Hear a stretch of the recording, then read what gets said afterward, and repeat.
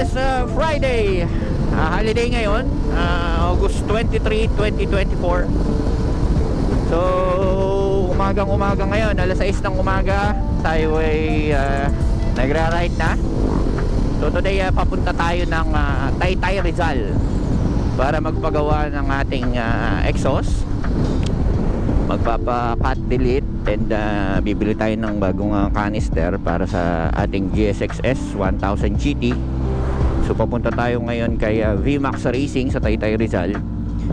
So yung tambucho nila doon ng brands ay VMAX at Orion. So dahil nga holiday ngayon, ito nag-decide tayo na pumunta ngayon. And also para pagra-ride natin bukas, weekend, aakyat tayo ng Baguio, bago na yung ating tambucho. So ang target is makarating doon ng 8 AM kasi 8 AM ang kanilang open para at least maaga tayo makabalik dito sa Bulacan. Estimated travel time 1 hour and 42 minutes mula dito sa Bustos. Ibablog natin kung ano yung meron sa VMAX Racing, kung magkano ang abutin.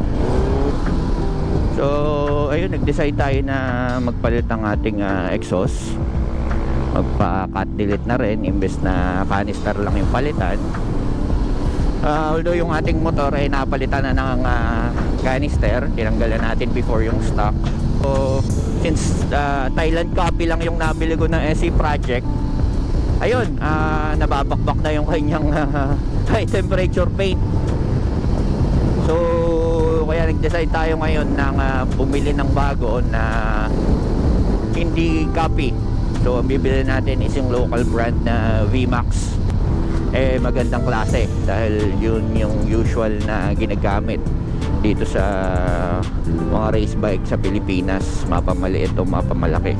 Kasi mura pero quality ang gawa nila So kaysa bumili na naman tayo ng copy na sandali lang sira, napag-decide tayo na bumili na lang ng VMAX or Orion kung alin yung babagay na tunog sa ating motor.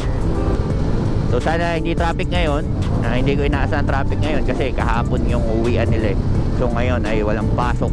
Dapat konti na ang mga sasakyan sa Metro Manila kasi sa EDSA tayo dadaan papunta ng Taytay Rizal. So yun, dito tayo dadaan sa NLEX. Entry tayo dito sa Balagtas, tapos exit tayo sa Balintawak. Then tayo mag-EDSA. Sana hindi sobrang traffic nga sa EDSA. Makikipagsagupaan. Isa pa naman ang EDSA sa mga pinakaayaw kong dinadaanan kasi grabe, sobrang daming sasakyan. Kahit nakamotor ka, ang hirap lumusot. Lalo na siguro tong naka big bike tayo, naka 1000cc tayo. Pagka na traffic tayo, wala na, yari tayo. Kaya panalangin natin ngayon pa lang na hindi traffic sa EDSA at maluwag na maluwag ang kalsada. NLEX entry, pasok.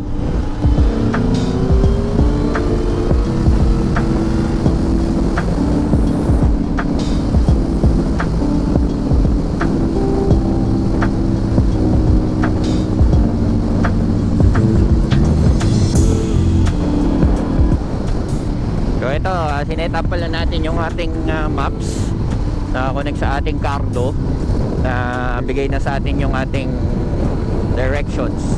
Kasi supposed to be meron akong Android phone na nilalagay dito for navigation. Kaso sa tagal kong hindi nagamit, meron yata 3 months nung huli naming ride na ginamit ko yun, hindi na umaandar. Hindi ko alam kung bakit. Siguro yung kanyang battery na drain na ng sobra. Magdamag na siyang nakacharge pero hindi umandar. So kung nakikita nyo itong motor natin, itong GSX-S 1000 GT, meron siyang maps. Kaso yung maps niya ay sobrang basic. So nakikita nyo, pinapakita lang niya yung daan. Walang info kung saan ka liliko, kung malapit ka na ba, yung katulad ba nung sa Waze na in 100 meters turn right to ganitong street. Ito wala. So ang meron lang sa kanya, zoom mo lang, zoom out, zoom in. So sabi ko nga, buti pa yung mga Android phone nung unang panahon, kagaya ng mga 2015, 2013, na kaya niyang mag-navigate. Ito, ay grabe, sa akala ko nung binili ko to, magandang feature to, pero siguro kasi nakadesign to sa mga European countries. Yan, hindi ko alam kung malapit na ako lumiko, so hindi man lang niya sinasabi sa Bluetooth headset kung liligo ka na ba. Wala siyang sound output, so basically useless yung kanyang navigator. Oh, ganda na ito, Royal Enfield, oh, bagong bago. Yung nasa harap, big bike din, pareha silang nakakardo. Baka bagong labas to ngayon, oh.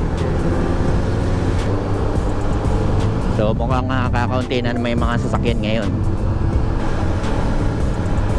Yan natin. Ayun, kaliwa nga tayo dito sa Ortigas.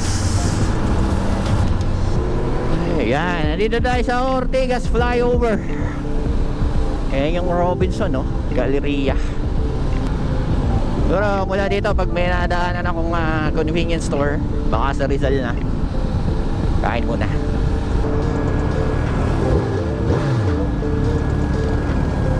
Wow, hirap naman dito.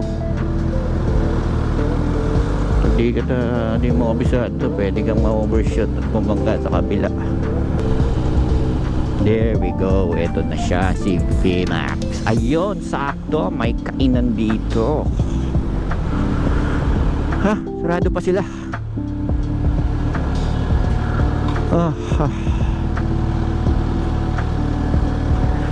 So sabi, alas 8 daw tayo pumunta eh.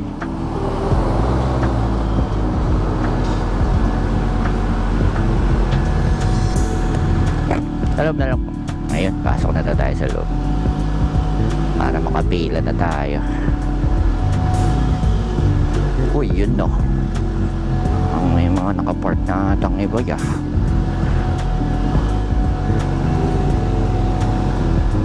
Okay, dito na tayo. Paaga tayo.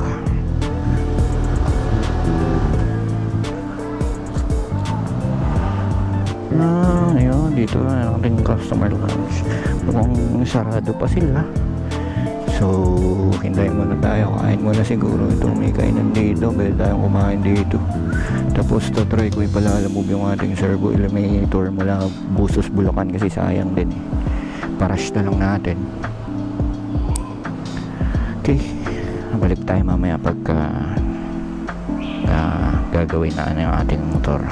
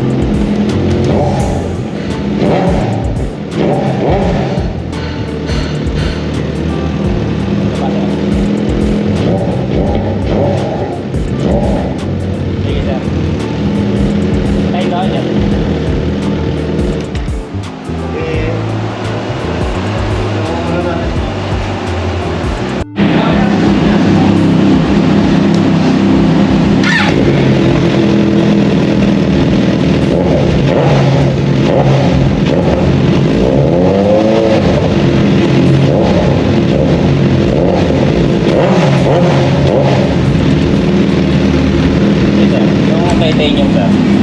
Kasi parang may putok to eh. Sa tenga, matakit sa tenga.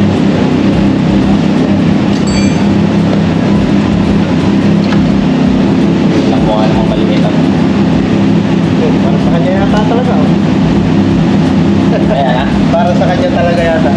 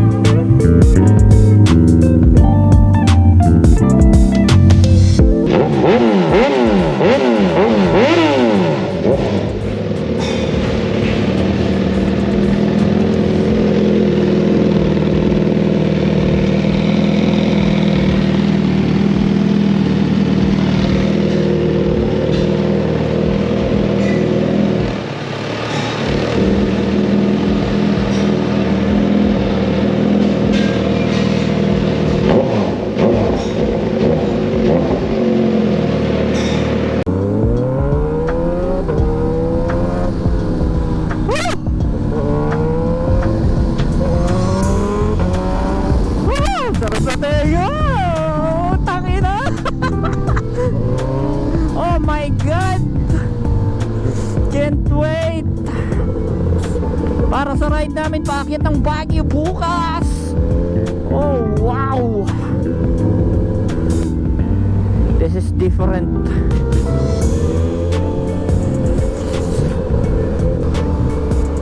Ito yung kahit mabagal ang takbo mo, okay lang. Grabe, ang sarap ibiyahe. Kita nyo naman, huhuni. Ha. Lalo pag mga high RPM na tayo, ang sarap sa tenga, grabe.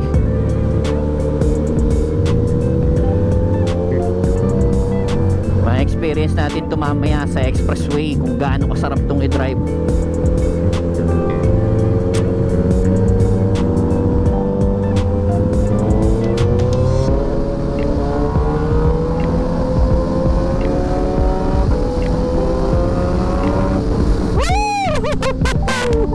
Dahil na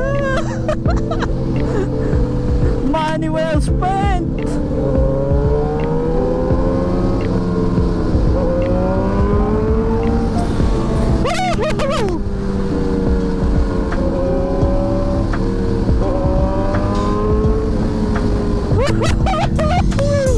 Dami na.